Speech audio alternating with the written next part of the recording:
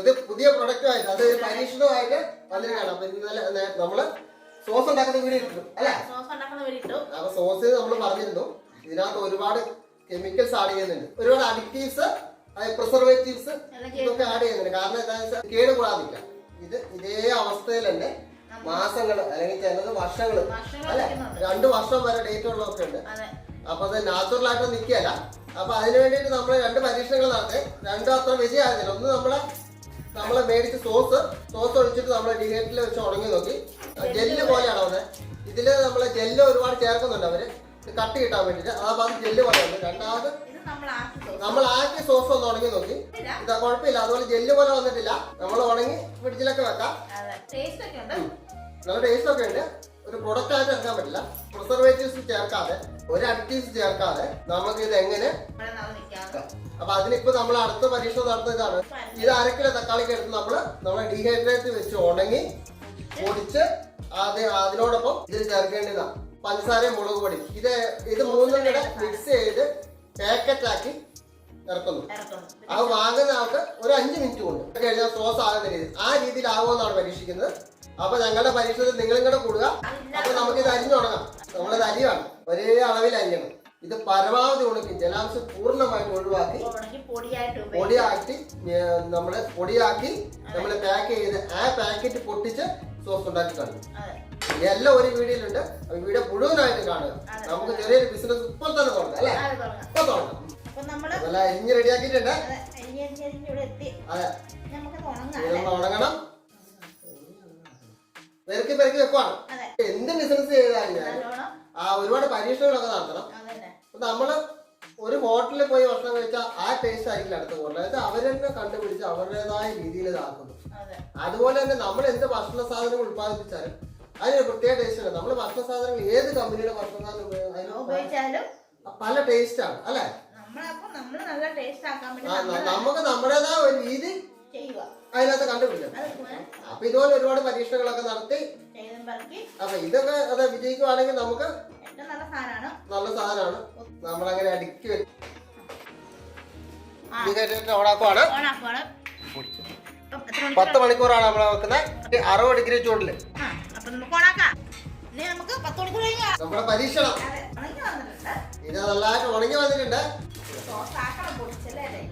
നമ്മൾ ഒരു ബിസിനസ് തുടങ്ങുമ്പോ നമ്മൾ എന്ത് പുതിയതായിട്ട് കണ്ടുപിടിച്ചു, അതിന് നമ്മൾ എന്ത് പുതിയതായി ചെയ്തു എന്നാണ്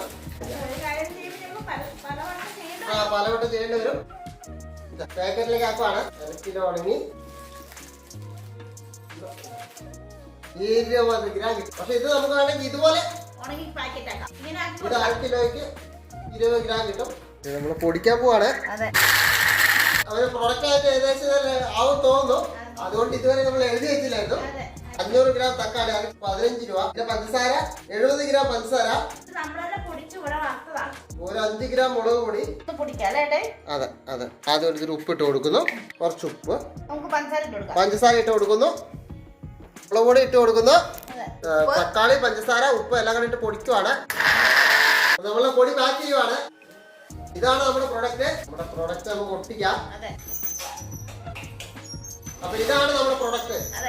നമ്മൾ 1 കിലോ തക്കാളി 1 കിലോ തക്കാളി ഉണങ്ങി, അതിന്റെ കൂടെ 70 ഗ്രാം പഞ്ചസാര, 5 ഗ്രാം മുളക് പൊടി, ഉപ്പ് ഇത്രയും ചേർത്തിട്ടുണ്ട്. അപ്പൊ നമുക്ക് ടോട്ടലായിട്ട് ഇട്ടിരിക്കുന്ന പ്രൊഡക്റ്റ് 100 ഗ്രാം കിട്ടിയിട്ടുണ്ട്. അപ്പൊ ഇതിന്റെ കൂടെ ഇനി വേണ്ടത് വിനാഗിരി അല്ലേ? ഒരു സ്പൂൺ 1.5 സ്പൂൺ വിനാഗിരി വേണം. കലക്കുമ്പോൾ നമ്മൾ വെച്ച് കൊടുക്കണം. ഇനിയിപ്പോ ഇത് നമ്മൾ 100% വിജയം വേണമെങ്കിൽ കലക്കി സോസ് ആക്കി നോക്കണം. ഇവിടെ സോസ് ആക്കിക്കൊണ്ട് വരാം. വെള്ളം ചൂടാക്കുവാണ്. 1/2 ഗ്ലാസ് വെള്ളം ഒഴിച്ചു കൊടുക്കുന്നു. നമ്മളിത് മേക്കിംഗ് പരീക്ഷിച്ച് നോക്കുവാണ്. അതെ 2 ഇടി. തിളച്ച വെള്ളത്തിലേക്ക് നമ്മുടെ ഇൻസ്റ്റന്റ് സോസ് മിക്സ് ഇട്ട് കൊടുക്കുവാണ്. നല്ല കളർ വന്നു. ഇതാ കുറുകി വരുന്നുണ്ടേ. നമ്മൾ ഒരു പരീക്ഷണം വിജയിച്ചിരിക്കുന്നു. ഇൻസ്റ്റന്റ് സോസ് മിക്സ് തക്കാളി ഡീഹൈഡ്രേറ്ററിൽ വെച്ചിട്ട് പൊടിക്കുക. അതിനുശേഷം സോസിന് ആവശ്യമുള്ള മിക്സ് ചേർത്ത് ഒന്നുകൂടെ പൊടിച്ചെടുത്ത് നന്നായിട്ട് പൊടിച്ചെടുത്തിട്ട് പാക്ക് ചെയ്യുക. നിങ്ങളെ ഞാൻ ക്യാമറ എടുക്കാതെ തന്നെ കാണിച്ചു തരുവാണ് എത്ര സമയമാകുന്നുള്ള. ഇത്രേ ഉള്ളൂ. ഇതാ വളരെ എളുപ്പം. 5 മിനിറ്റ് പോലും വേണ്ട. നല്ല അടിപൊളി സോസ് അവിടെ റെഡി ആയിക്കൊണ്ടിരിക്കുന്നു. ഇതാ സോസ് കുറുകി വന്നോണ്ടിരിക്കുവാണ്. മാറ്റുന്നു.